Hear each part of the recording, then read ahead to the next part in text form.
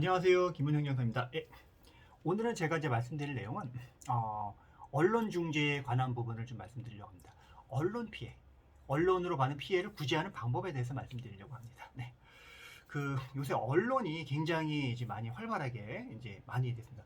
여러 가지 이제 방송도 있고요, 신문도 있고 특히 인터넷 신문이 굉장히 활발하게 진행되고 있습니다. 뭐 저 같은 경우는 이제 인터넷 이제 신문사를 하나 운영하고 있긴 하지만은 인터넷 신문에 잘못된 기재가 나거나 아니면 뭐 방송에 나거나 다른 매체를 통해서 언론 보도를 통해서 이제 피해가 있을 때는 보통 언론중재위원회에다가 피해 구제를 하는 방법이 있습니다. 네, 그래서 그 보통 조정과 중재라는 이제 신청이 있습니다. 그래서 이렇게 보도로 인해서 이제 피해를 받으신 분들은 언론중재위원회에다가 정정보도라든가 반론보도라든가 추후보도라든가 손해배상을 구하는 조정이라든가 중재 신청을 해서 피해를 구제받을 수 있다라고 이제 아시면 될 것 같은데요. 그러면 정정보도는 뭐고 반론보도는 뭐냐라고 좀 살펴볼게요.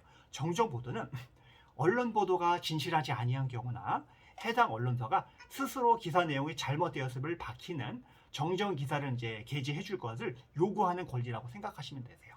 반론 보도는 뭐냐? 그러면 반론 보도는 언론 보도로 인해서 피해를 입은 사람이 언론 보도 내용에 대한 자신의 입장을 보도해 달라고 요구하는 권리가 반론 보도 청구라고 이제 생각하시면 되시고요. 그다음에 추후 보도 청구라는 것이 있습니다. 추후 보도 청구는 언론에 의해서 범죄 혐의가 있거나 형사상의 조치를 받았다고 보도된 이후 무죄 판결 등의 혐의가 있는 것으로 밝혀진 경우에는 해당 언론사에게 자신이 무죄라는 취지의 내용을 게재해서 방송해 줄 것을 요구하는 권리라고 생각하시면 되시고요. 그 다음에 이런 것을 총망라해서 언론 보도로 인해서 피해가 발생한 경우에 피해에 대한 금전적인 배상을 요구하는 권리가 손해배상 청구라고 생각하시면 될 것 같습니다. 네. 그래서 그 언론중재위원회에서 조정과 중재라는 제도를 통해서 이렇게 정정보도 청구, 반론보도 청구, 추후보도 청구, 손해배상 청구를 할 수 있다라고 생각하시면 될 것 같아요. 그럼 또 유의할 점을 말씀드릴게요.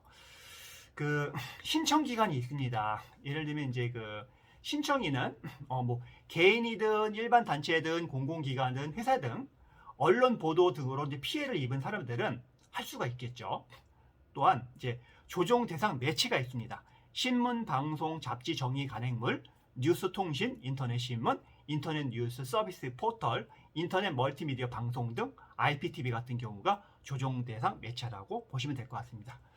그러면 이러한 거를 신청하기 위한 기간은 어떻게 될까요? 라고 물어보시는 분들 많으세요. 이런 경우 정정이라든가 반론이라든가 손해배상 청구는 보도된 것을 안날로부터 3개월 이내에, 다만 보도로부터 6개월 이내에 요거를 청구를 하셔야 됩니다. 그래서 대부분 안날로부터를 입증하기가 좀 쉽지가 않아서 대부분 보도가 있은 날로부터 6개월 이내에 하시는 거는 좋습니다. 왜냐하면 그건 입증이 되겠죠. 그리고 추후보도 청구 같은 경우에는 사건이 법원에서 법원이 아니라 검찰에서 무혐의가 나거나 아니면 법원에서 무죄로 종결된 이제 사실을 안날로부터 3개월 이내에 무혐의나 무죄로 이제 행정 절차가 이제 종결되었음을 입증하는 서류를 제출해서 할 수가 있고요.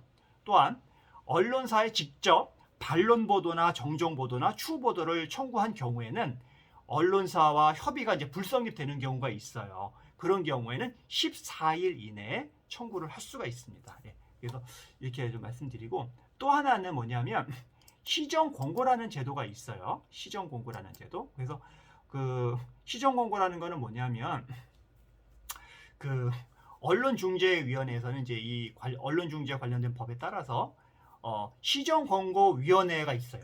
그러면 시정권고위원회에서 언론 보도에 언론의 이제 보도 내용에 대해서 국가적인 어떤 법익 침해나 사회적인 법익 또는 개인적인 법익 침해 사항을 이제 심의를 해요. 그래서 심의를 해서 필요에 따라서 해당 언론사의 서면으로 그거를 시정을 권고하는 제도라고 볼 수가 있습니다. 그런데 시정 권고이기 때문에 법적인 어떤 구속력은 없는 조치라고 이제 보시면 될 것 같습니다. 그래서 오늘은 언론 피해를 당하셨을 때 언론중재위원회에 이러한 제도가 있고 이러한 제도를 위해서 좀 법원의 변호사님한테 소송을 처하는 것처럼 행정기관 언론중재위원회에 이런 도움을 법률 자문이라든가 여러 가지 이제 조정 절차 대행이라든가 이런 거를 의뢰를 하신다면은 저희 행정사들이 잘 도움을 드리고 관련된 문제를 잘 분석하는. 그러니까 모든 분쟁은 해당 사실관계를 정확하게 정리를 하고요. 그 사실관계를 뒷받침할 수 있는 입증자를 잘 준비하셔야 되는 겁니다. 이거는